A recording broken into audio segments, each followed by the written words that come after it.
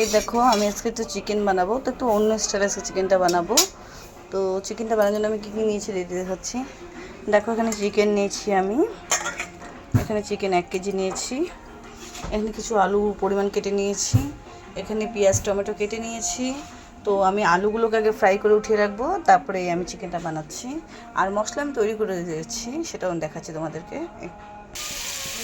দেখো আমি আলুগুলো দিয়ে দিচ্ছি, আলুগুলো একটু লাল লাল করে ভেজে নিব।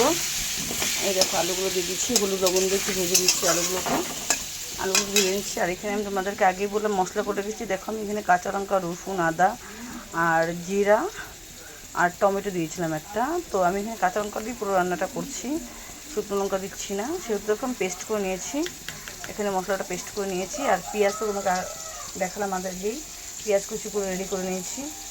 তো আমি মাংসের রেসিপিটা স্টার্ট করছি। দেখো আলুটা ভেজে কিন্তু আমি মাংসের উপরে রেখে দিলাম, অন্য কিছু রাখিনি। যেহেতু আমি আজকে একটু অন্য স্টাইলে বানাবো বললাম, তাই মাংসের উপরে রেখে দিয়েছি। তো কড়াইয়ে দেখো কিছুটা পরিমাণ তেল বেঁচেও গেছে, আমি আরও কিছুটা পরিমাণ তেল দিয়ে দেবো। যেহেতু চিকেন একটু তেল বেশি না হলে ভালো লাগবে না, আর চিকেনে তেলও থাকে, বেশি তেল দিলে আবার প্রবলেম হয়ে যায়। তো মোটামুটি আমাকে আইডিয়া করে তেলটা দিতে হচ্ছে। এই দেখো পেঁয়াজ টমেটো আমি দিয়ে দিলাম একবারে দুটোই। পেঁয়াজটা হালকা হালকা লাল লাল ভাজা হয়ে গেলে মশলাটা দেবো আমি।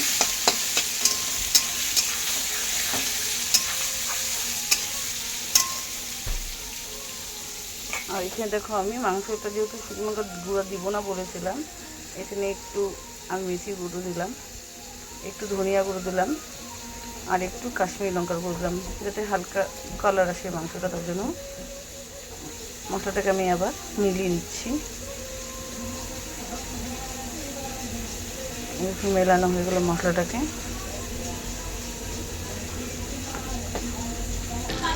এই দেখো পেঁয়াজগুলো আমার ভাজা হয়ে গেছে, একটু সুন্দর কালারও চলে আসছে। এখন আমি মশলাটা ভেজে নেবো, তারপরে মাংস আলু সব দিয়ে দেবো। এই দেখো মশলাগুলো আমি দিয়ে দিচ্ছি, দেখো মশলা দিয়ে দিচ্ছি। আর কিছুটা মশলা এখানে আছে, হালকা জল নিয়ে নিবে মধ্যে। এই দেখো অল্প জল দিয়ে এটাকে ভালো মতো কষিয়ে নেবো, যতক্ষণ তেল না ছাড়বে ততক্ষণ ভালো মতো কষিয়ে তারপরে দেখো মাংস আর আলুটা রেডি করা আছে, সেটা আমি এর মধ্যে দিয়ে ভালো মতো কষিয়ে তারপরে একটু জল দিয়ে পরিমাণ মতো সেদ্ধ করে তারপরে মাংসটাকে নামাতে হবে। দেখো আমি খুব অল্প পরিমাণ তেল দিয়ে দিয়েছিলাম, তাও দেখো কত তেল বেড়ে গেছে। এখন মাংস দিন যাতে মশলা থেকে তেল বাড়াচ্ছে, মাংসটা দেওয়া বাঁকাই আছে এখনও।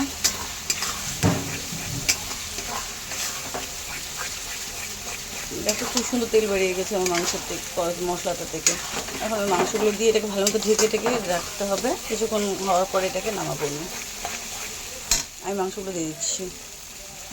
দেখো মাংস আর আলু আমি একসাথে দিয়েছি, কারণ অনেক সময় না আলুগুলো দেরি করে দিলে আলুগুলো সিদ্ধ হতে চায় না। আর আমি যেহেতু জল দিতে যাচ্ছি না, মাংসের যাতে কষা কষা বানাবো, সেহেতু আলুটা সেদ্ধ হতে প্রচুর সময় লাগবে। তো আমি ভেবেলাম এর মধ্যে দিয়ে এটাকে নাড়াচাড়া করতে, আলুটা সিদ্ধ হয়ে গেলে তাহলে আমার রান্নাটা তাড়াতাড়ি হয়ে যাবে। দেখো আমার মাংসটা বেশ সুন্দরভাবে কিন্তু হয়ে আসছে, খুব সুন্দর সেন্ট বাজাচ্ছে। কিন্তু কী করবো, তোমাদের তো সময়তে পাবো না, কিন্তু সেন্টটা খুব সুন্দর, গন্ধটা এত সুন্দর এসেছে, মনে হচ্ছে খেয়ে নিই। কিন্তু চিকেন আমার তো ফেভারিট না, তার জন্য অত ইন্টারেস্ট নেই। এখন হচ্ছে হালকা পরিমাণ জল দিয়ে ভালো মতো ফুটালে আলুটা সিদ্ধ হয়ে যাবে, তারপরে মশলা দিয়ে নামিয়ে দেবো। এই দেখো মাংস রান্না করতে করতে আমি একটু ঢেঁড়স কেটে আনলাম, যেহেতু ঢেঁড়স আমার 2 মেয়ের খুব পছন্দ। এটা ভাজা করলে ওদের মাংসও লাগবে না হয়তো, সেহেতু একটু ঢেঁড়স কেটে আনলাম। আর এই দেখো একদম বেশ পরিমাণ জল দিয়েছি, কারণ ফট করে প্ল্যান চেঞ্জ হয়ে গেলো। মেয়ে বলছে মা একটু হালকা ঝোল ঝোল বানাবে, তাই আমি বললাম ঠিক আছে চলো ঝোল ঝোলই বানিয়ে দিচ্ছি। তার জন্য দেখো একটু ঝোল ঝোল বানাবো বলে একটু জলটা বেশি দিয়েছি। তো আমি এর মধ্যে গরম জল ইউজ করছি, তোমরাও পারলে গরম জল ইউজ করবে। গরম জল ইউজ করলে এটা ফুটতে বেশি সময় লাগে না, আর জিনিসটা টেস্টটাও নষ্ট হবে না। তা আমি গরম জল ইউজ করে এটা করেছি। এই দেখো মাংস পুরো ফুটে গেছে, ঝোলটাও শুকিয়ে গেছে, বেশি ঝোল নেই। এটা নামালে পুরো হয়ে যাবে, ঘন হয়ে যাবে। তো এর মধ্যে একটু গরম মশলা দিয়ে দেবো, আর আমি এর মধ্যে চিকেন মশলা দেবো, কারণ আমি চিকেন মশলাটা দিই, আমার ভালো লাগে। জানি না সবার ভালো লাগবে কিনা, আমার ভালো লাগে তাই আমি চিকেন মশলাটা দিই।